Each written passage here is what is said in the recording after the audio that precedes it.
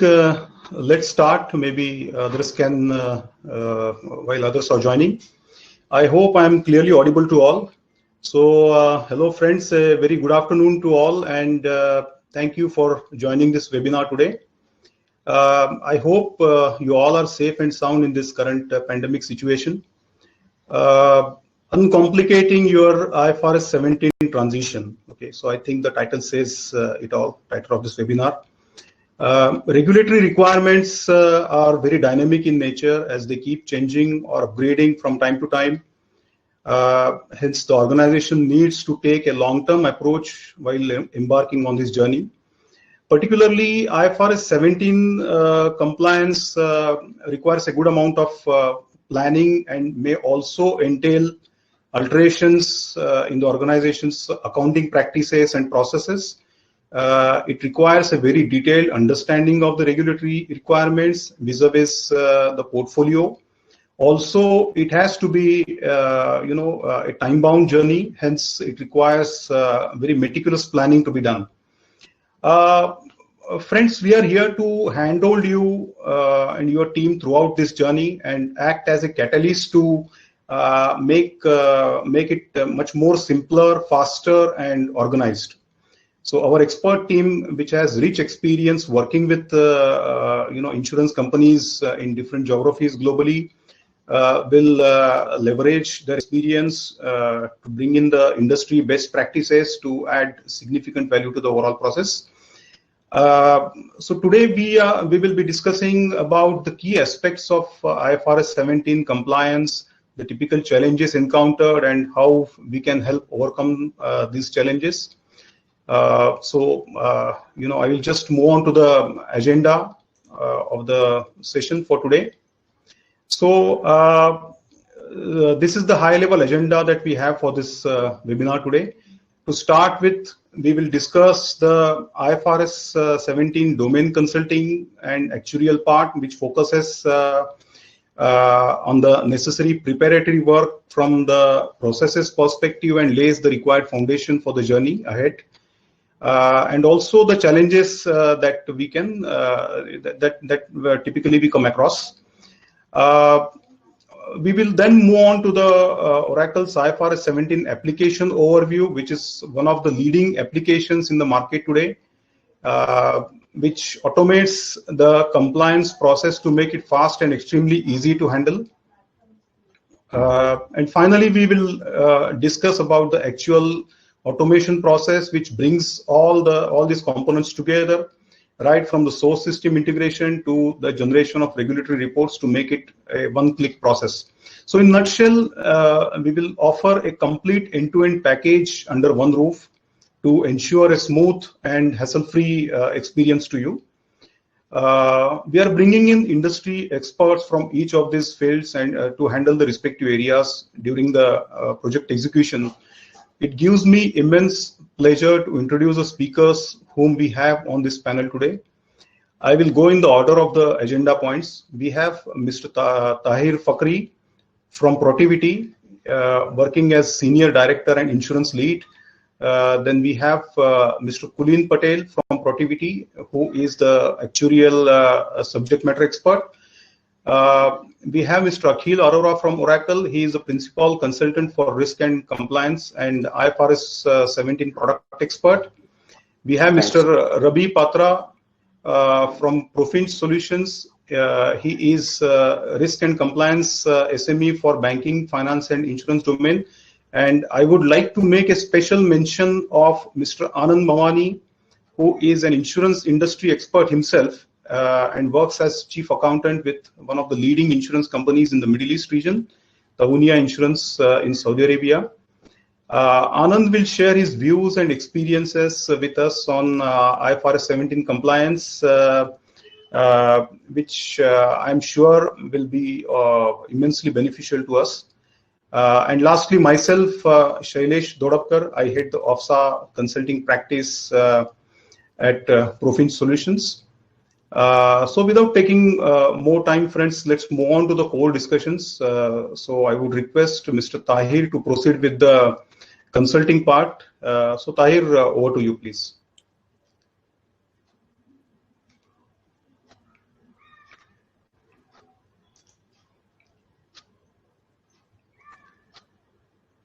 Tahir, you're on mute, I guess.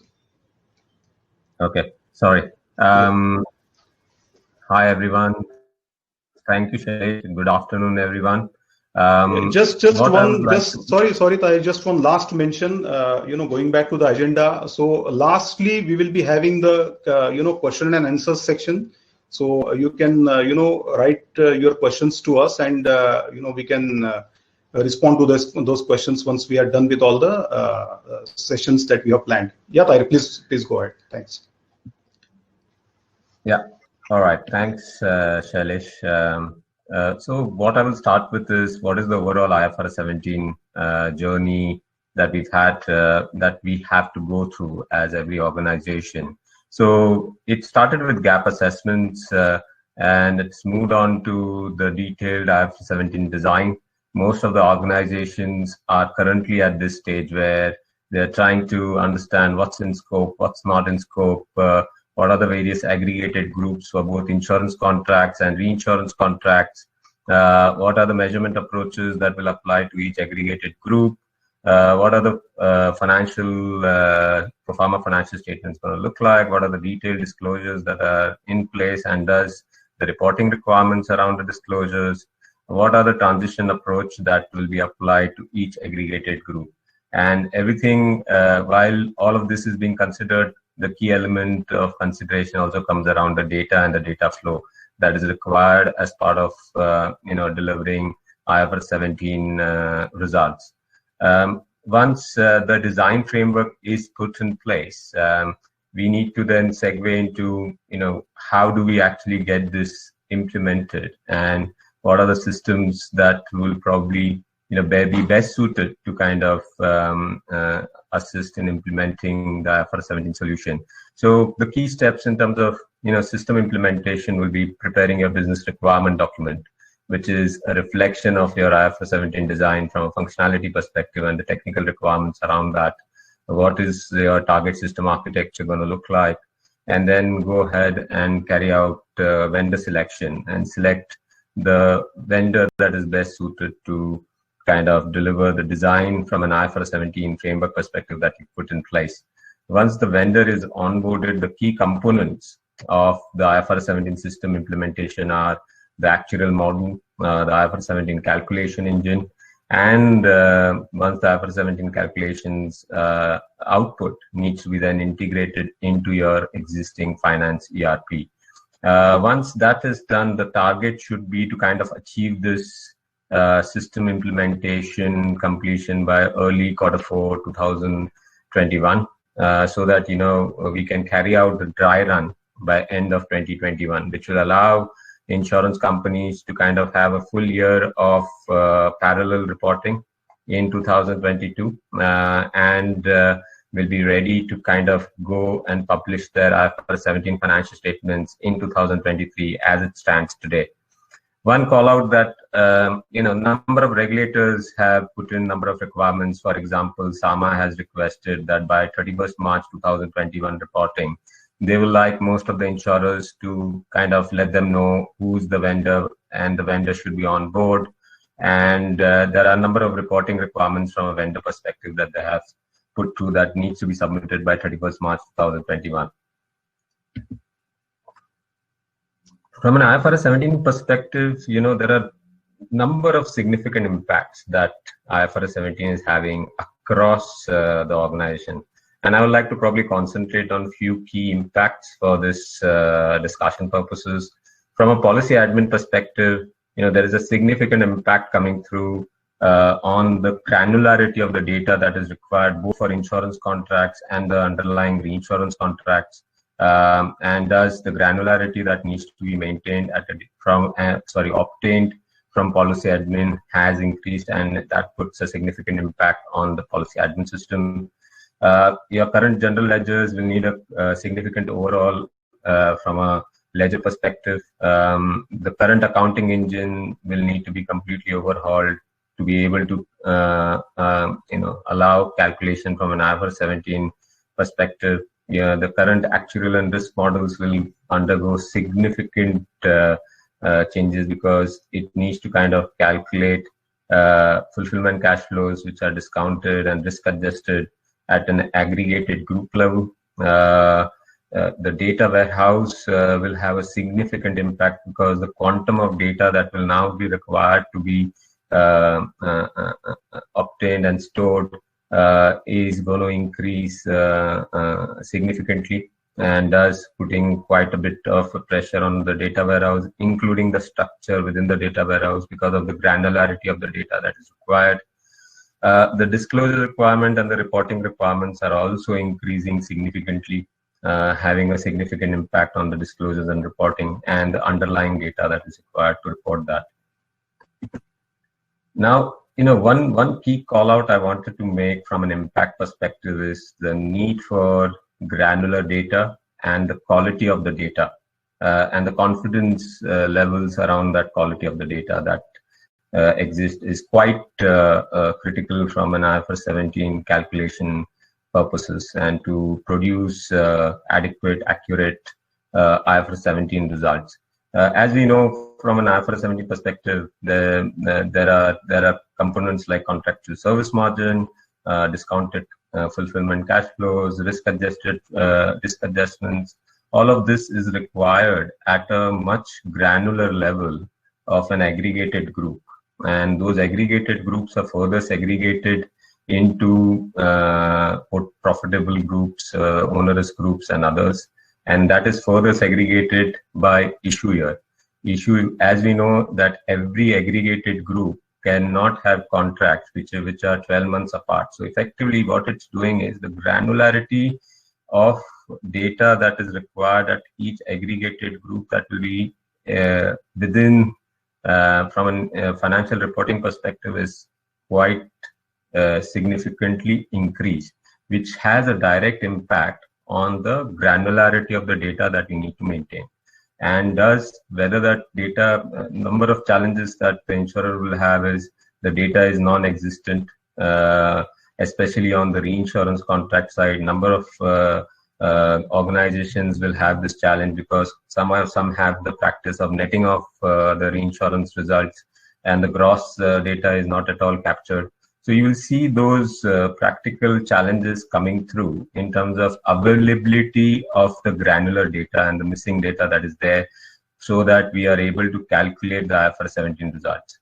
And then the second challenge is around the quality. How good is that data and the confidence level that we have around that. Now, one practical suggestion around that, especially when we consider the short-term contracts, is if the organizations start on the journey early enough and implement the design that they have put in place and reflect that onto the systems and across the processes and the larger core policy admin systems to be able to capture the various data that is identified as key to calculate IFRS 17 results, the likelihood is that by the time we have to publish the financial statements in 2023, at least on the short-term contracts, most of the data will be available. So the earlier we start on this journey, the better the probability of generating IFRS 17 results which are more accurate and reflective of the underlying book. Moving on to that kind of segues into one of the few compliance challenges that I would like to highlight, and I will not talk about all of them. I'll probably pick few. From a data granularity and quality perspective, one of the areas that will come through as a discussion topic will be where the data is missing, and we are at a point where the transition needs to happen. There will be assumptions that will then need to come into play. So what kind of assumptions that you are going to adopt for the data that is missing, the data that is where you don't have adequate confidence on the accuracy level of the data? You will need to bring in the assumptions. So what are the guidance around the assumptions? Because whatever assumptions you adopt, that will have a direct impact on your IFRS 17 result and a resultant financial impact on the results as well. So we need to be cognizant of that. Then there are issues from an aggregation perspective. One issue especially to call out is what is the criteria that we're going to adopt? especially to determine onerous contracts. So, for example, from a short-term contract perspective, do we consider the burning cost plus the admin cost, and anything that is written or quoted as a price below that burning cost plus admin is to be treated as onerous, or what is the percentage that you will apply to treat a particular contract that is issued as onerous. Then you have issues from a reinsurance perspective. Some to call out is, especially on the reinsurance contract, we are allowed to take into consideration new business projections, but that the same thing is not allowed on the insurance contracts. So that, whether we should adopt that new business projection on reinsurance contract or we should not adopt it, whether there will be a financial impact if you adopt new business projections on the reinsurance contract side versus, on the insurance contract side where it is not allowed. If you consider contract boundary, there is a possibility of a mismatch between your insurance contracts and reinsurance contracts because they will have different boundaries, especially when you take into consideration non-proportional contracts on the reinsurance side. Then there is also difficulty in one-to-one mapping between insurance contracts aggregated group versus the reinsurance contract aggregated group, because you will have a certain reinsurance contract which will have multiple product lines built into it, and that may be aggregated it as a one group within from a reinsurance perspective. But on the insurance contract side, those may be different aggregated groups. And thus, how do you kind of bring in the one-to-one mapping between the insurance contracts which are in different aggregated group versus the reinsurance contract which is sitting within the same aggregated group? The other area of challenges from a financial reporting perspective, probably one to call out, is how do you treat, and especially that, it's quite prevalent in the Middle East market, when you receive your premiums, which is out after the coverage period for the contract has expired. How do you treat those premium receipt? So there are a number of challenges that are there from a IFRS 17 perspective that needs to be considered from a technical aspect perspective and be built in built in your design.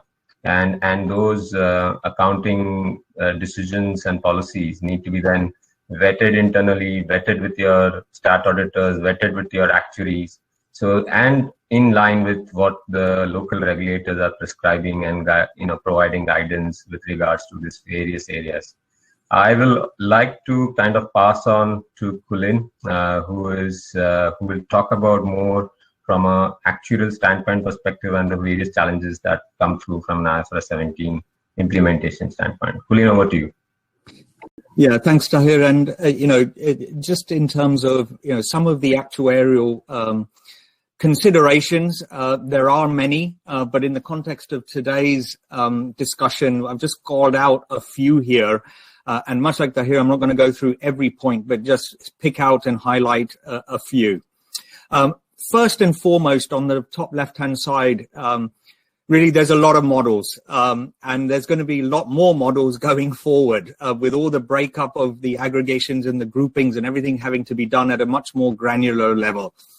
Now, one of the things there is you're not only deciding the models on adoption, but you're then going to have to put the operational infrastructure in place and the governance infrastructure in place to run and maintain those as the subsequent years go forward, and continuously validate them as time goes on and the business mix changes. So you're going to be dealing with a lot of models, and consistency of those models, whether it is carry forwards from existing sort of solvency basis type models, or your pricing models, you're going to constantly have to keep validating what comes out from IFRS assessments and check back in terms of impact analysis and future governance on what it has on the solvency basis, and then in turn on your pricing going forward. One of the actuarial considerations with respect to the onerous contracts, of course, is the retrospective nature of the measurement that you have to do at assumption. And of course, digging all of that data up, digging back to sort of assumptions back then, and measuring the onerous categorization is going to be a very key pull and push area between the business, between the actuary and all the other stakeholders involved in terms of that classification of all the contracts right at the onset. And Taher has talked a bit more about the reinsurance. And of course, from a modeling standpoint, you may well have slightly different application of models and techniques used for the reinsurance arrangements as compared to your direct contracts, again, depending on the types of arrangements that you have in place. One of the key inputs that you're going to need and the actuary needs to run the cash flow models is, of course, all the classification of the direct attributable expenses. And only to say here that, whilst the standard sort of specifies those principles, there are, of course, a lot of micro and tactical expenses and business models and distribution channels that are used, and exactly how to classify each one and make it directly apportion to the various contracts in the onerous measurement and any sort of future cash flow estimations is something that's going to, again, require a lot of interaction between stakeholders. And it's also something that industry, and I know within our actuarial profession across the world, a lot of debate in terms of, some of the very, very tactical expenses on different types of distribution models and contracts of exactly how that's going to be dealt with specifically in your modeling. And again, the classification of these expenses may well be slightly different than when you price products as well. So again, a sort of a mismatch there that needs to be explained and understood and governed going forward. As well as cash flows, of course, you've got your risk adjustments. And the key thing here is the principle is set out in the standards that, it's the entity's choice and it's going to be entity specific to choose what approach and models to have for the risk adjustments. And again, working on the pros and cons, working out those pros and cons of that risk adjustment. And one of the critical pieces on the pros and cons as you're going through the models is going to be ease of understanding as well as the practical things. And the reason the ease of understanding is so important is that the disclosure requirements, mean that we have to say so much more about the sort of models used for risk adjustment. If you're using stochastic processes there, the confidence level intervals that are going to have to, that you've decided, they are going to have to be disclosed. And so that's why the ease of understanding and the ability to explain that to external stakeholders is key in the risk adjustment as well as the actual computation approaches themselves. For long-term business, you've got, having to discount everything, and there are various approaches there from a top down. You start at a rate and then adjust for certain, credit risks, for example, and other things to get to a discount rate? Or do you go bottom up, starting from a risk-free rate, which is term dependent, and build up to a discount rate? And that then needs adjustments like liquidity, illiquidity premiums, etc. So that's really something that, again, a lot of technical work will need to be done. Liaison between investment experts and investment departments, as well as the actuaries and the wider implementation team, to decide what goes into the model and is used for the present value calculation. From an operational standpoint, as you'll get a theme across the whole of the, this session, lots to be done. Just two things to call out from an assumptions storage perspective. So because we are having to measure the onerousness test, the CSMs at the beginning on inception, you're going to have to use that discount rate, for example, and maybe other assumptions as well, to track through as we go through subsequent years. So a system to be able to store all that information so that you can look back historically and also track the movements going forward. And the other operational consideration to highlight is all of this really gets even further into the magnifying glass, depending on the interaction you have as a business with your actuary at the moment. Some have large actuarial departments internally with established processes and methods. Others have a smaller team and so have to look at capacity. And other companies are using external help. And so again, how do you make sure that the finance, the business is plugged in to the model in which you're receiving your actuarial support at the moment is seamless? And so all of these transitions you need to involve and change depending on what kind of support you're receiving at the moment and looking to get support going forward. And then from a governance standpoint, if you've got group companies, then it sort of accentuates again even further. And what I would just say for group companies is, it's an opportunity when you've got subsidiaries in multiple geographies and regions reporting into the headquarters, is that the headquarters has the opportunity to set some principles which are group wide. And maybe some thresholds and governance around what's to be used and how and what exception rules and reporting there might be when it comes to the actuarial modeling itself, and therefore making sure that you've got enough comparability across your countries, whether it's because of calendar years or different time periods being different, or just different jurisdictions are requiring different pieces of legislative and regulatory work locally. When it reports up, you want some consistency there to understand the bigger picture. So with that, you've got a little bit of a round robin of some of the sort of challenges and theoretical sort of points and considerations. I'll hand over to Mr. Anand now, who's really going to bring a sort of industry perspective on it. And it'd be great to see how he himself is experiencing some of these theoretical challenges in practice. Over to you, Anand. Yeah, perfect. Thanks, Kulin.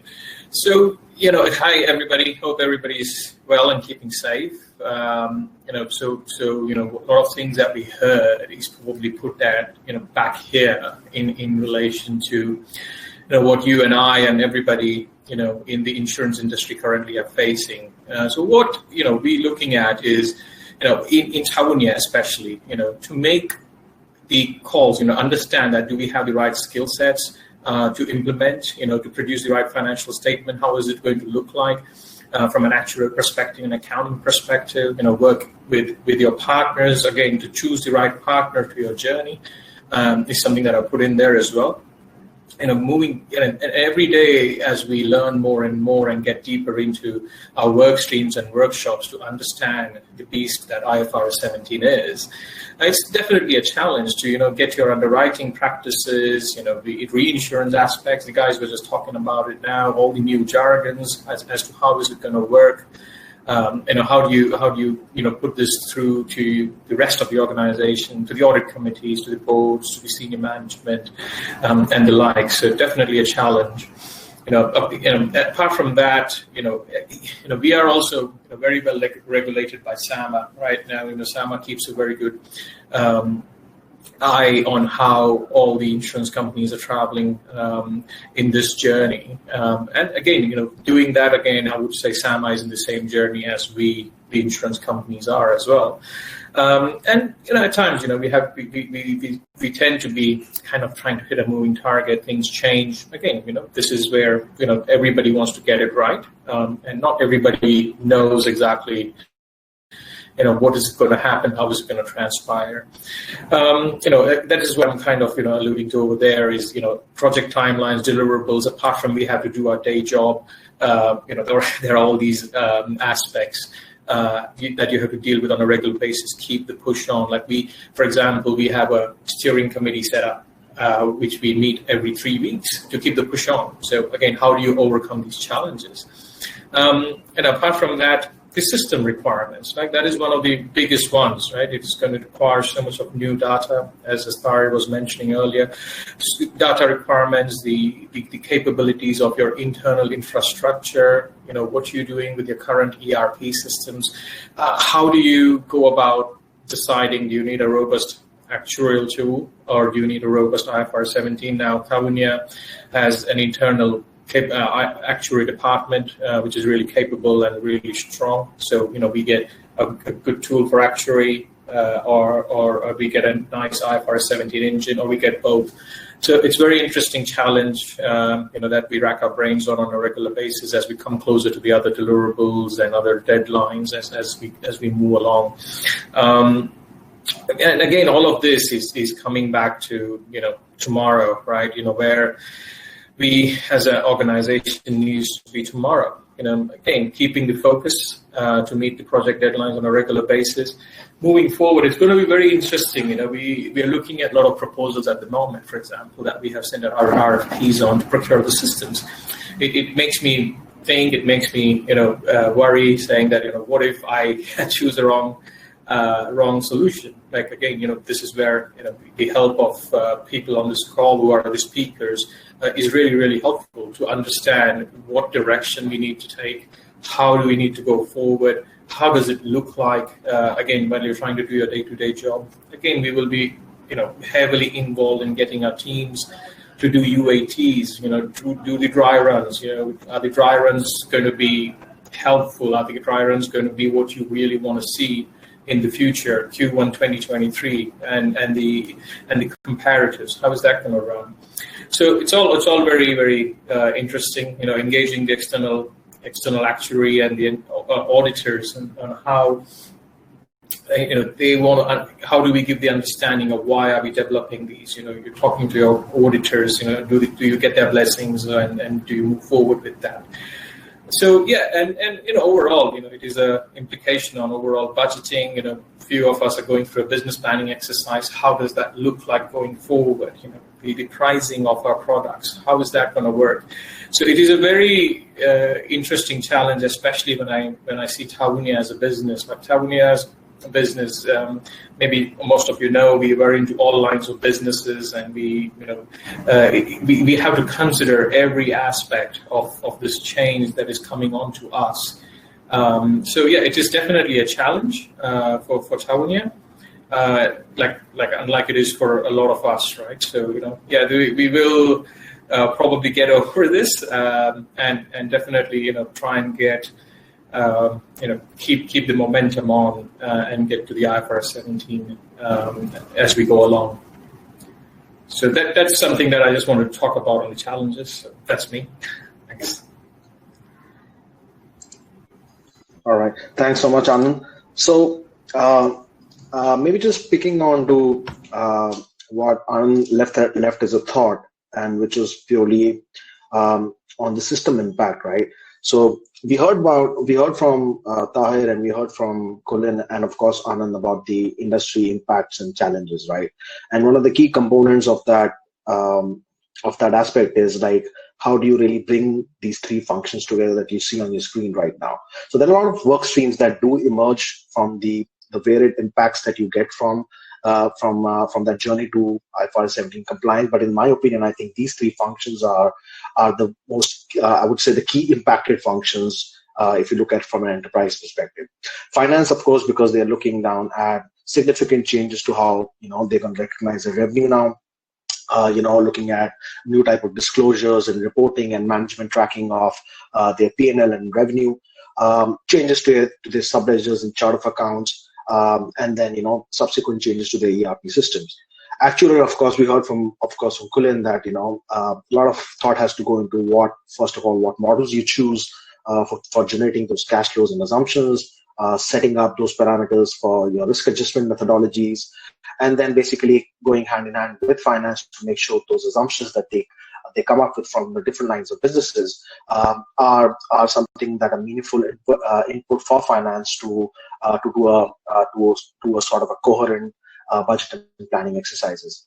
And IT, of course, here again plays a major role, because they are the ones who need to make sure that the required amount of data which is needed for the calculations, which is needed for churning out those CSM and liability calculations, are provided, or those capabilities are provided to both risk and both actuarial and finance, and making sure that this all fits into their current architecture, and they of course need to make sure that they have the required amount of governance on the data, on the architecture, on the systems, and on the processes, right? So given the fact that all these three functions need to now collaborate in more of a more effective manner than ever before, the system that enables the entire process becomes a key component of the overall puzzle, right?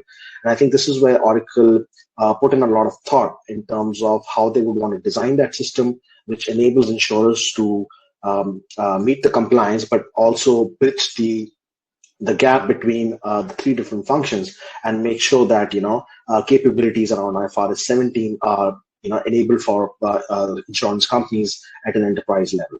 So I just want to quickly take everyone through what the high-level capabilities of an IFRS 17 solution is. Little back, obviously, referencing to some of the challenges and impacts that were highlighted by my colleagues earlier. To begin with, of course, we heard that data is of paramount importance in this entire journey, right? Essentially, it forms that bedrock on which the whole platform, the whole processes are going to be designed. So essentially, keeping that in mind, Oracle did design a very robust data governance, data management capability around IFRS 17. So essentially, what we first put our thoughts into is what are those different key attributes of data which are required and which probably were never even considered by insurance companies earlier for them to do these calculations, whether those are life insurance or there are general non-life insurance companies, or whether they follow, say, a journal measurement model or a variable fee approach or a premium allocation approach. So depending upon the methodologies that you seek are the right ones for your portfolios or different lines of businesses, Oracle has already predetermined what those data attributes are and gives it as a prepackaged capability of the overall IFRS 17 solution. The next 2 points are probably more around the requirements around the calculations. The extensive amount of calculations go into producing those CSM and liability numbers. Things like, how would we form those cohorts and groups of your different insurance policies? What are those common characteristics? How would we automate that process, right? Things like defining what policies, cohorts, or groups are onerous, which are non-onerous, and how they're going to be treated for calculation downstream. Certain accounting policy choices, such as whether do you want to amortize your acquisition costs upfront, or do you want to expense them upfront, or do you want to amortize them over the life of a particular group or a cohort? Certain other things like insurance finance expenses, the impact of your changes in your discount rate. Do you disaggregate those in your P&L or in your other comprehensive income, right? So once an organization has made these accounting policy choices or assumption choices, these are very easy to implement as a process in the Oracle solution, right? These are very configurable ideas because, of course, one standard does lay out a lot of so standard itself is quite principle based, but then it does give a lot of leeway to insurance companies to interpret some of these aspects. And of course, the solution which they implement has to be flexible enough to ensure that some of these choices and some of these policy decisions can be easily incorporated into their business processes. Of course, the crux of the whole matter then comes down to how do you really go about calculating the liability and CSM using the different approaches. And again, I would say the extensive nature of the calculations themselves and the amount of data which is required to be churned is not an easy task to understand and implement. And again, Oracle brings in this capability by providing some of this business calculation logics pretty much out of the box, right? So whether you use a GMM or a PA or a VFA, or whether you use similarly for your reinsurance contracts, transition calculations, all of these calculation rules as per the standards requirements have been pre-built into the application. But having said that, again, a large amount of flexibility still exists for you to interpret some of the choices which the standard gives you, but at the same time making sure that any jurisdiction nuances which ASAMA or the insurance authority or the CBOE might come up with can be easily incorporated in those calculation logics, and if need be, these can be easily changed and customized to one's specific requirements. And I think I always say that, I always consider that, IFRS 17 at the end of the day is definitely an accounting standard, and a large impact of all the pieces does get, rolled down to the finance function. And to facilitate that exact capability, what we've done is also pre-bundled a subledger functionality. So it does not require a lot of rip and replace to your existing accounting systems. The subledger functionality comes with pre-modeled model chart of accounts, understood by how those typical new calculations are going to be translated into new type of accounting events and the associated accounting rules. And as an end result, you do not just get your CSM and liability calculations as an output, you also do get the required amount of accounting throughput in terms of your journal entries or journal postings, which can be very easily integrated into your current ERP systems, your current finance and GL systems without the need to make a lot of significant changes to your downstream finance processes as well. And of course, it doesn't go away without the disclosures and the reporting, which of course is with IFRS 17. There is a completely new way of presenting your P&L and your balance sheet, right? So, and to assist again in that aspect, we have pre-bundled some of the disclosure requirements. So things like a movement analysis of your different types of rollovers, or rollovers or roll forwards, or CSM releases into your revenue, liability reconciliation for all the different components of your liability, such as your liability for remaining coverage, liability for incurred claims, as well as the loss component. And also the P&L for the different cohorts and groups, which essentially now needs to be broken down into your insurance service results, which is basically the impact or the revenue that you make out from directly servicing your policies, and the insurance finance P&L, which is the indirect impact on your P&L due to changes in your financial risk factors, such as interest rates or even exchange rates for that matter. Right. So some of these reports and a lot of accounting related reports, such as trial balances for the subledger and account views and JE views, some of these a lot of robust reporting capability has been pre-built. So it's pretty much out of the box when it comes to looking at and analyzing information with which the insurance company can pick up and run from day one. The last but not the least, of course, is being able to run some of these new actuarial models, right? Whether it comes for cash flow generation, or whether it's for the estimation of a risk adjustment. There is a very robust enterprise-wide modeling framework which comes as part of the solution, and we do support some of the most widely used languages which is used in the modeling industry, whether it's from a risk perspective, whether it's from an actual perspective or a financial modeling perspective, supporting languages like R, Python, Spark, MATLAB. So it becomes a very easy task for any insurance companies which probably did not have any sort of actuarial systems or actuarial models in place to now develop those and run those models itself on the same framework or on the same platform. So essentially, the execution of the data, the models, the input of the data to those models, and the churning out of the outputs and feeding them into your CSM and liability calculations becomes one seamless task. Probably at this point, I'll just again hand back to Kulin to kind of take you through how that particular capability on the actual modeling front is easily available on the Oracle platform and is a seamless integrated aspect of the solution itself. Kulin. Thanks, Akhil. And yeah, just to sort of take on from there with the modeling perspective. So we've seen some of the drivers. There's a lot of numbers here, lots of models and figures that we're talking about. And so, one of the things historically and the vision that we had for going forward was this sort of overcoming the integration piece and various informations talking to each other from an input and an output perspective.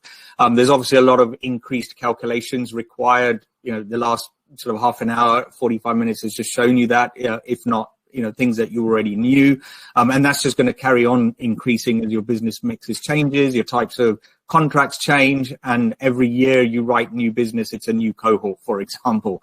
And the other driver was really the need to use it as a business tool as well. So there's one thing running models, but what do you do with that information? And really, we've got two phases here. We've got the sort of onboarding and transition and impact analysis there to decide the accounting policies and defining the processes and the choice of models. And you've then got the management of all of that going forward in subsequent time periods. And so we wanted something that sort of helps integrate everything so you can do things on the fly and iterations. And so some of the things that we've kind of allowed for in this module part of the tool is making sure that the common approaches with respect to let me take the call. Yeah. Can you hear me now? Yeah, carry on. Yeah, that we can allow for the different models to run the cash flows, as Akhil mentioned, from the general models and the other variants that are permitted and out there.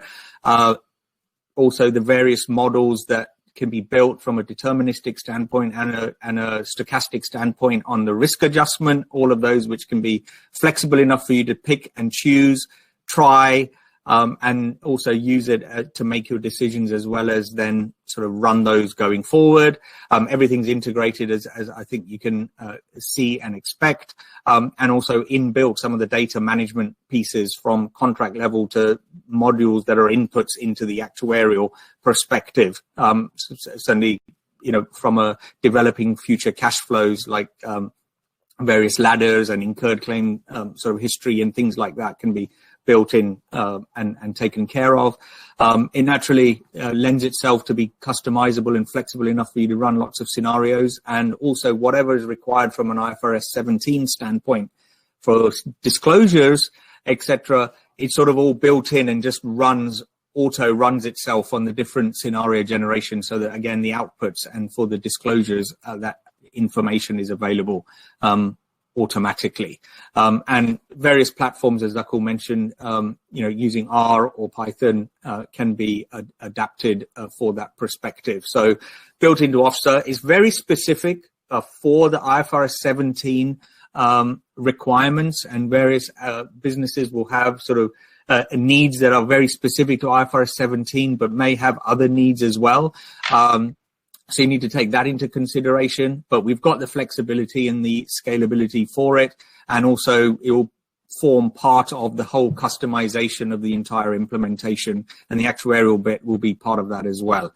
So simple to use. We want empowerment in the hands of the business, and as well as the actuaries concerned, to be able to make the right decisions and also govern the business going forward in the new environment that will come on stream.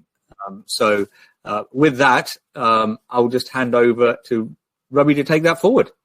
Yeah, thanks, Kulin. Hello, everyone. We spoke about the business aspects of it, how crucial the IFRS automation journey should be. Let me give you some insights about how the module looks like, or how the solution looks like, different layers of it. So if I give you a presentation here, we start about a landing zone wherein we capture the data from multiple source systems, beta policy systems, wherein we talk about different policy details at policy level, or the cash flows part of it, or we talk about dimension data, actuarial data, or we talk about yield curves. This is the landing zone for us, and I call this data as a qualified data. I would put forward more thoughts about on the qualified data in my next slide, but before that, let us see the other layers of it. Once the data gets landed in our staging area, then we talk about creation of multiple dimensions. It could be product, it could be customer, it could be geography, it could be legal entity, it could be org unit, or chart of accounts as well. Dimensional data complied with my policy data or account level data. It gives me the opportunity to create multiple rate adjustments. It could be a top-down approach or a bottom-up approach, wherein we talk about multiple risk adjustments. We talk about multiple attributes, and then I go to a layer wherein I talk about liability measurement, wherein either it is GMM, BFA, or a PAA approach. We talk about computing the liabilities aspect of it. Then the final thing, the final layer where I talk about is my regulatory reporting. Am I talking about complying with the regulatory requirements? Yes, with this layer, we talk about achieving this. Apart from that, if any MIS reports that we talk about, that can also be met. Drill down aspects of it. Since we capture the data at account level, we can always group it to multiple levels, because it is a parent-child relationship, what we talk about in our dimensional layer. So it is easily doable. Apart from this, as a business user, if I talk about how about ad hoc reporting, how easy it is.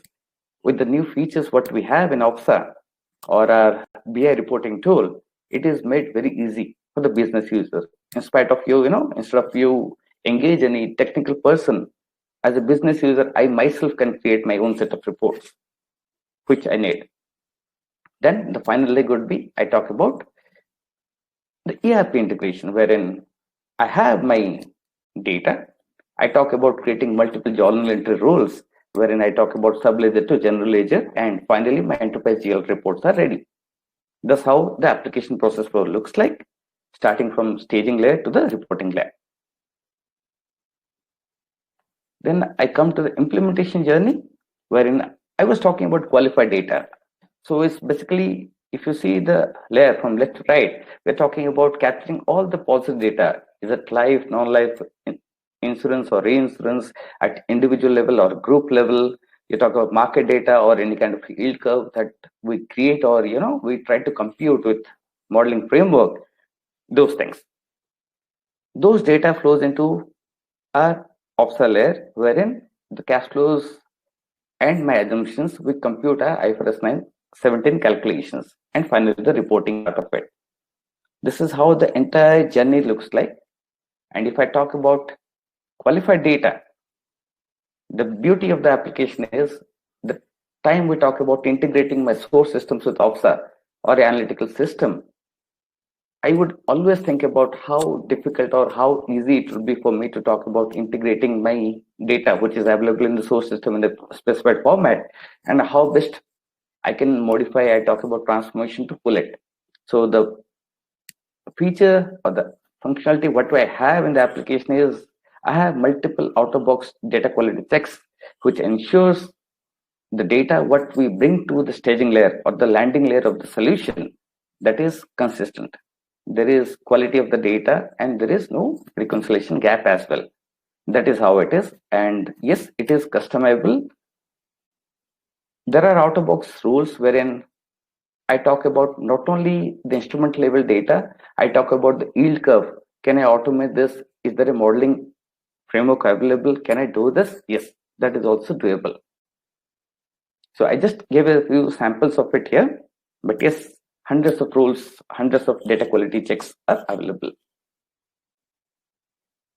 I move on to the next slide, wherein it is basically a very indicative plan, project plan, as in if we talk about our automation journey to comply with IFRS 17 regulations, how does it look like?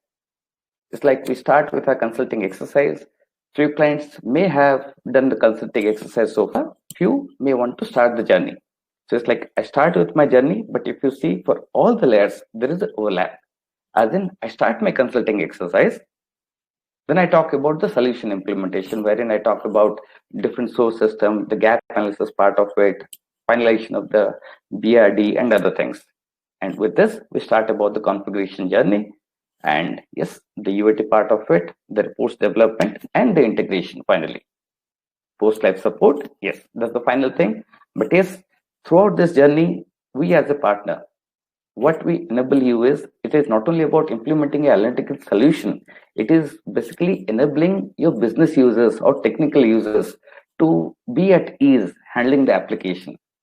Yes, we all know analytical solution implementation or handling of it is a critical task, but we ensure from day one, our involvement will be in a way that, yes, it has to be a seamless journey, starting from initiation till completion. And it doesn't end here. Post-life support, okay, maybe 3 weeks, 4 weeks, or 3 months we talk about. If at all the customer talking about, we will need more support to continue with the, reporting, the batch execution, other things, we have a managed services approach to this, wherein we talk to a customer. It is very dynamic in nature, as in it depends on the demand. We talk about how the requirement is, and we are helped to, we are ready to help the customer in terms of their managed services part as well, for continuing their regulatory requirements and other things. So this is basically an indicative project plan, what I just presented. And Shailesh, over to you for the Q&A session. Yeah, thanks. Thank you, Rabi. And thank you all the speakers. Okay, so it was one short but really informative, discussion right from the actuarial process, cash flow generation, CSM calculations, integration, reports, ERP integration. So we are covering everything, all aspects of IFRS 17 compliance journey. Okay, so I think we have slightly overrun the schedule. So, and I have received, a lot of questions here. Okay, so we will try to answer maybe about 5 questions in the interest of time. So let me take the questions without wasting more time. There is a question from Mr. Bahal. He's asking, can we choose the services required? Yes, you can very much choose the services required. It is completely modular in nature. Okay, and so if you have got certain skills in-house and you just need couple of skills or couple of components from our side, yes, we can only support you on those areas, and of course the timelines, commercials, everything will be for the for those components only. I hope I have answered the question. So there is one more question from Mr. Brian. He asks, does the system produce regulatory reports as per the local regulations? Yes. So the IFRS, the Oracle's IFRS 17 application that we are proposing, that we have presented, has certain out-of-box reports available, which take care of most of the regulatory requirements, and we can also develop custom reports to meet very specific, country-specific or region-specific regulatory requirements as part of the project scope. So effectively, all your regulatory reporting requirements will be taken care. Okay, so let me move on to the next question. So do the project timelines vary a lot? This is a question from Mr. Ilyas. So yes, indicate the project plan that we have just probably. Okay, let me just put off the slides, I think. So, okay, fine. So yes, the indicative plan that we presented is is a very standard scope that we discussed about, but depending on the exact requirements and exact project scope, the timelines of the project may vary.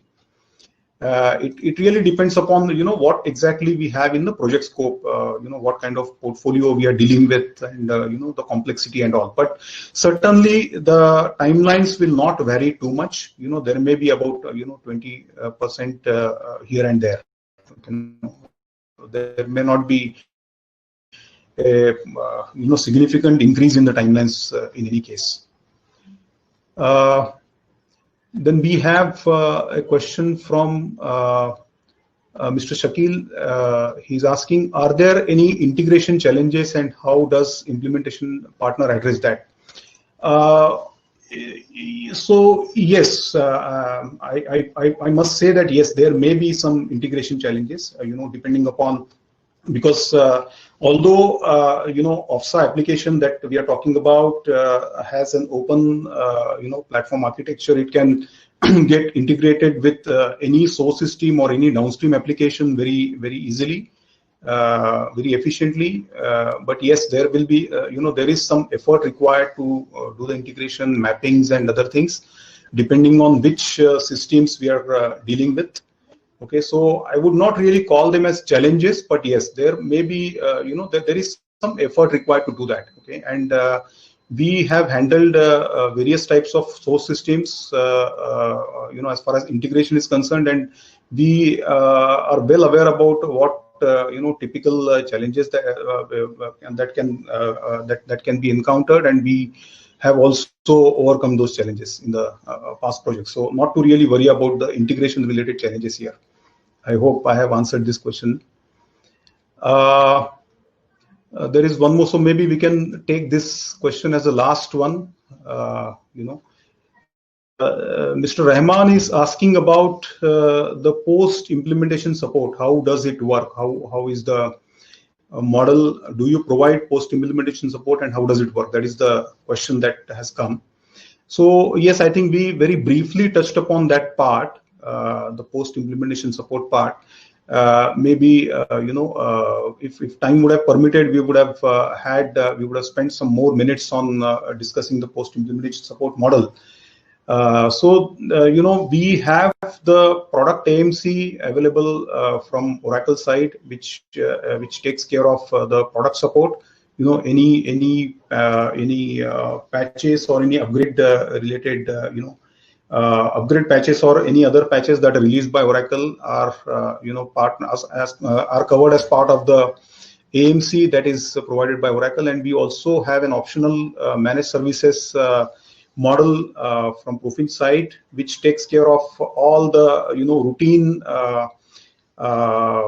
routine batch run and other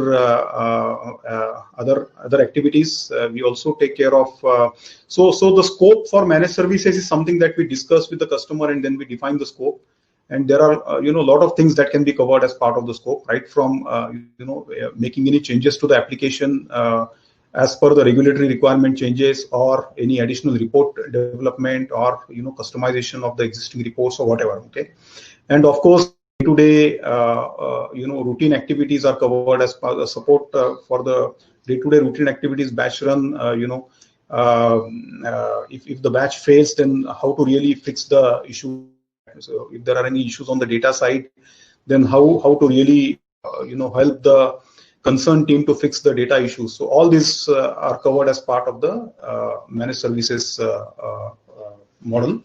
And as I said, we are completely flexible. We have got various models. It can be on-site model, it can be offshore model, it can be a hybrid model, combination of on-site, offshore. All those things are possible, and scope can be discussed and defined as far as managed services is concerned. So I think maybe in the interest of time, we have already overrun by about 8 minutes. So I think maybe in the interest of time, I'd like to conclude the session. And I would like to thank all the attendees for participating in this webinar today. We will get back to you, and we will share our coordinates through which you can reach out to us for any queries or any inquiries. Okay, so thank you all.